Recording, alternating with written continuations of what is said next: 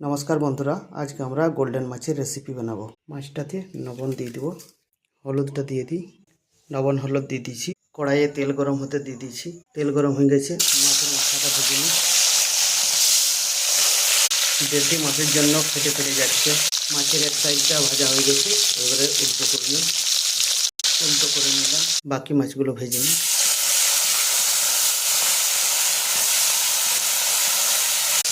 তেল গরম হয়ে গেছে, পাঁচফোড়ন দিব। এবার পেঁয়াজ দিয়ে দেবো, কাঁচা লঙ্কা আর পেঁয়াজ বাটা আছে দিয়ে দেবো, মশলা বাটা আছে দিয়ে দেবো, পরিমাণ মতো লবণ, একটু হলুদ, একটু লঙ্কা গুঁড়ো, টমাটার কুচিটা দিয়ে দেবো। মশলাটা ভাজা হয়ে গেছে, এবারে জল দিয়ে দিই।